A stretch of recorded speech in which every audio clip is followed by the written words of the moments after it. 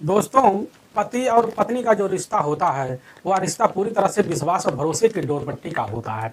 लेकिन जिस दिन से विश्वास और भरोसा टूटता है, उसी दिन से पति और पत्नी के बीच ऐसा कला होता है, जिसकी वजह से उनका पूरा परिवार सर्वनाश हो जाता है। आज की घटना में सेम कुछ ऐसे ही होता है। एक पत्नी होती है, अपने पति के पीठ पीछे ऐसा कर्म कर जाती है, जिसकी वजह से उसका पति ही इस दुनिया को छोड़ के चला जाता है। लेकिन जब सच्चाई लोगों के सामने आता है, तब लोगों के रोकटे भी खड़े हो जाते हैं।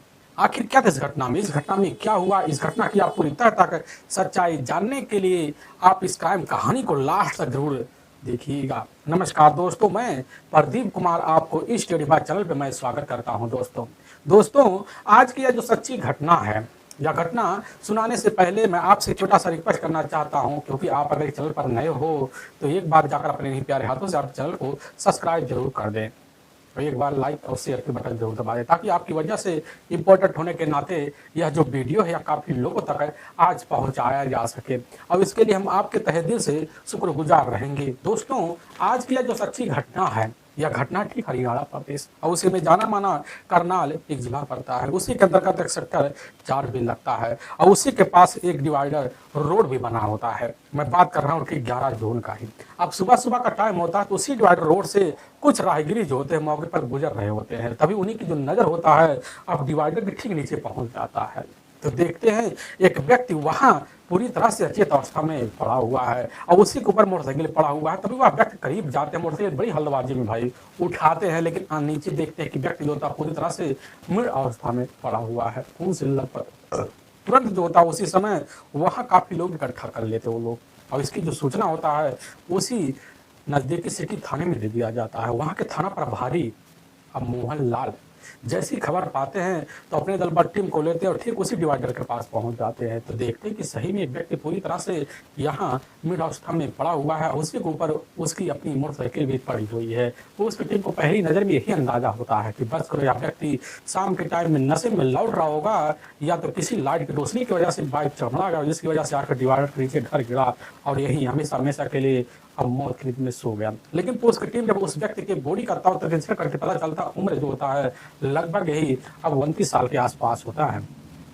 लेकिन शरीर पर कई जगह जो होता है गहरे गहरे चोट के मोट के निशान होते हैं, यहाँ तक गर्दन पर और यहाँ तक कि जो होता है चेहरे पर और हाथ के दाहिने हिस्से पर जो होता है किसी धारदार हथियार के काटे जाने के गहरे गहरे निशान भी होते हैं। उसके लिए समझ जाते हैं कि बस को इस व्यक्ति की निर्मम तरीके से हत्या की गई है। बल्कि यहाँ दुर्घटनाग्रस्त मामले को निपटवाने के लिए तौर तरीके से सारे क्रम को यहाँ अंजाम ला कर दिया गया है। तो उसकी जो टीम होती है वहाँ पर खड़े जो लोग होते हैं उनसे पूछताछ करती है, लेकिन कोई भी व्यक्ति वहाँ शिनाख्त नहीं कर पाता। उसकी टीम उसी वक्त तौर तरीके से घटना का जब निरीक्षण करती है तो वहाँ से कुछ दूर पर उनसे लगातार एक ईंट मिलता है। उसके जब समझ जाते कि बस करो, इस व्यक्ति की निरंतर की हत्या इसी ईंट से कुचल कुचल कर की गई है। और पुलिस की जो टीम होती है उसी वक्त तौर तरीके से वहां पर खड़े लोगों से शिनाख्त करने भरपूर कोशिश तो करती है, लेकिन तभी उसी में से एक व्यक्ति निकल के आ जाता है। कहने लग जाता कि साहब इस व्यक्ति को हम जानते हैं, या तो हमारे बाजार में बराबर इसका उठका बैठका होता है। साहब इसका नाम पम्मी है, जो ही काटबाग कॉलोनी पड़ता है वहीं पर जो होता मौके पर रहने वाला है। उसकी साहब अपनी पत्नी जो होती है और पुलिस की टीम जैसे इस चीज की खबर पाती है, इसकी सूचना जो होता है अब काटबाग कॉलोनी भेजवा देती है। और जैसे ही इधर पम्मी की घर में मौजूद जो होती है उसकी अपनी अब पत्नी खबर पाती है, उसी वक्त अब वहां पहुंच जाती है। और जैसे ही पहुंचती तो उसी वक्त अपने पति के इधर अब दूसरा घट बॉडी को देखकर दहाड़े मार कर चिल्लाना शुरू कर देती है। और वहीं पर रजनी कहने लग जाती कि साहब हमारे पति शाम के टाइम तो बाजार से अंडे कड़ी लाने के लिए निकले हुए थे, लेकिन साहब हमें नहीं पता कि आखिर यहाँ पर कैसे पहुंच गए, उनके साथ यह कैसे हो गया। वो हम उसकी जो टीम होती है तौर तरीके से बॉडी का पंचनामा भरती है और उठाकर अपने ही नज़दीकी सरकारी अस्पताल में पोस्टमार्टम हाउस भेजवा देती है। और इस केस की जांच पड़ताल करने के लिए पुलिस की जो टीम होती है वहाँ रजनी से पूछताछ करती है। किसी के ऊपर शंका होती है एक बार हमारे सामने अपनी मन की बात जाहिर करो। रजनी उसी वक्त दहाड़े मारकर चेहरे चिकने की वजह से बेहोशी की अवस्था में आ जाती है। वहाँ पर खड़े जो तक काफी लोग होते हैं।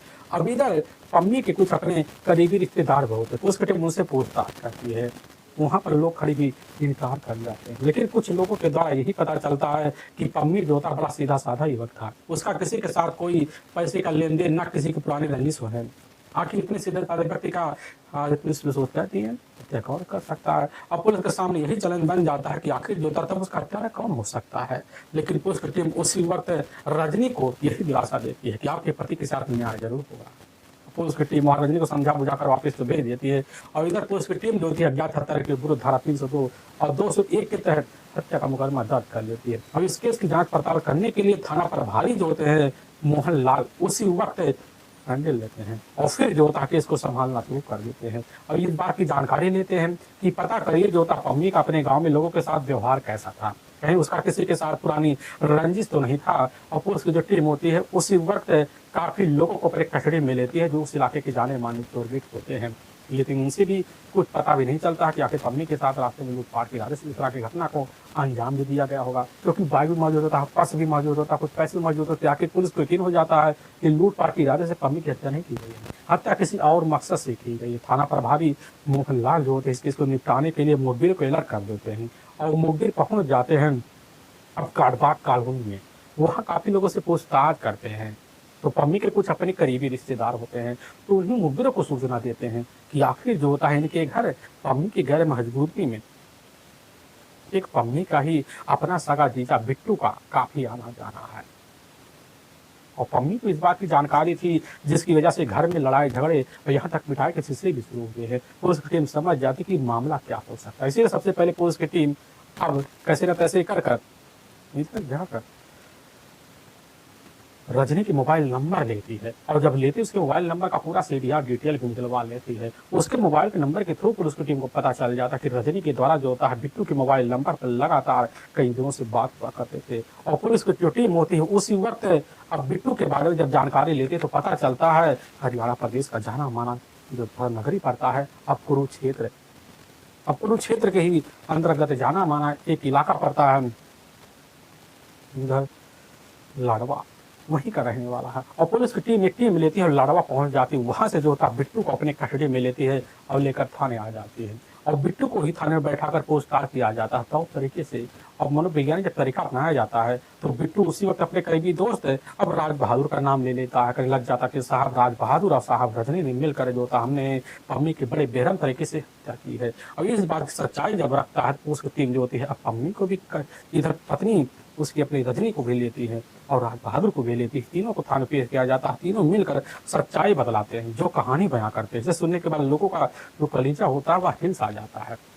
असल में इधर जो पम्मी होता है पम्मी और रजनी की जो शादी होती है जाकर ठीक है अब 11 साल पहले हो जाता है। रजनी थोड़ी बहुत पढ़ी लिखी होती है लेकिन चंचल भी होती है, खूबसूरती में एक नंबर होती है। और इधर पम्मी जब पाता खूबसूरत पत्नी तो अपने आप को बड़ा ही सौभाग्यवान समझना शुरू कर देता है, जिसकी वजह से पम्मी का अपने घर में सौ श्रृंगार के लिए खर्चे के लिए रोक टोक के लिए कोई व्यवस्था न करता है। जिसके बाद पम्मी खुले आजाद मन से अपने घर में अपने ससुराल में अपनी जिंदगी जीना शुरू कर देती है। और कुछ सालों के अंदर जो होता है पम्मी और रजनी दोनों मिलकर टोटल अब 3 बच्चों के माता पिता भी बन जाते हैं और पारिवारिक खर्चा बढ़ता है। खर्चा बढ़ने के बाद जो होता है अब पम्मी फैसला लेता है और बाहर जाकर नौकरी करने लग जाता है, जिसकी वजह से उसका घर में काफ़ी कम आना जाना बन जाता है। लेकिन इसका व्यवहार जो होता है जाकर पम्मी का काफ़ी बड़े बड़े लोगों से हो जाता है, जिसकी वजह से वह शराब का एक बहुत बड़ा आदी हो जाता है। घर में जब पहुँचता रजनी रोक टोक करती, जिसकी वजह से घर में सारे लफड़े बढ़ जाते हैं। यहाँ तक कभी कभी रजनी को इधर खुद जाकर पम्मी के हाथों से पिटाई का सामना करना पड़ जाता है।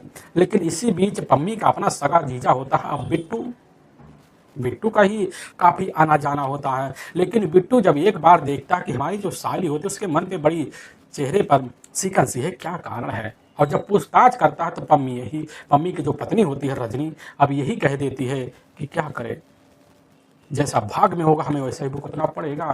तो बिट्टू कह देता है भाग में क्या लिखा है। तो वहाँ पर रजनी यही कहती कि जीजा जी जब से इस घर में हम उतरे हैं तब से हमारे पति ने हमारी जिंदगी को नरक कर दिया है। आखिर इस जिंदगी से हमें कब छुटकारा दिलाएगा कोई। अब यह बात जब बिट्टू सुनता है जीजा होने के नाते बड़े ही सद्भावना तरीके से अब वहाँ दिलासा देना शुरू कर देता है।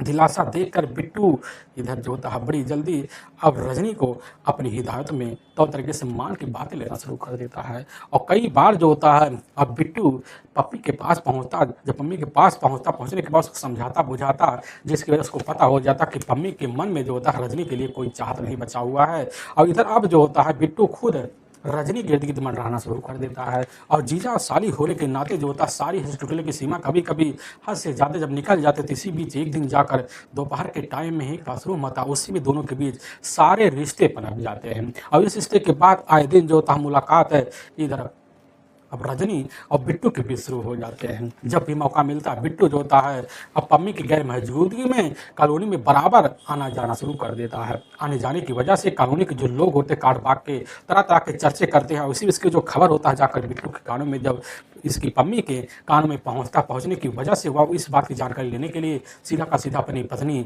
रजनी से पूछताछ करता है। तो रजनी यही कहती है कि ना तुम्हारी गैर मौजूदगी में जो होता हमारे जीजा का कभी आना जाना नहीं है, वह जब आते तुम्हारे सामने आते हैं। लेकिन पम्मी को अपनी पत्नी जो होता है रजनी की बातों पर तनिक यकीन नहीं होता है, जिसकी वजह से अब अपनी पत्नी के पीठ पीछे की सच्चाई जानने की निगरानी में आए दिन पड़ भी जाता है। और इसी बीच जो होता है उसके मन में शंका तब घर कर जाता है जब उसी समय एक बच्चा उसके सामने आता अपना करे लग जाता कि अपने घर जो होता है मौसा का काफ़ी आना जाना है और दिन भर शाम के टाइम निकल जाना जरूर होता है। इस बात की जानकारी पाने के बाद अब जो होता नशे में पहुंचता अपनी पत्नी का बेहरम तरीके से आए दिन पिटाई भी करना सिलसिला बना लेता है और फोन के द्वारा रजनी का अब चोरी छुपे इधर बिट्टू से मिलना जुलना बढ़ जाता है। और बिट्टू से जब मिलना जुलना बढ़ जाता है तो बिट्टू से फोन पर एक दिन कह देती है कि आखिर कब तक अपने पति पम्मी के हाथों से अपनी ज़िंदगी को मिटाते रहेंगे। लग रहा किसी दिन हमें उनकी वजह से इस दुनिया को छोड़ के जाना पड़ेगा और हम नहीं चाहते कि दुनिया तुम्हारे साथ ना बीते। और यह बात जब सुनता है खुद बिट्टू बिट्टू कहने लग जाते इसके लिए हमें कोई रास्ता तो निकालना पड़ेगा साली जी।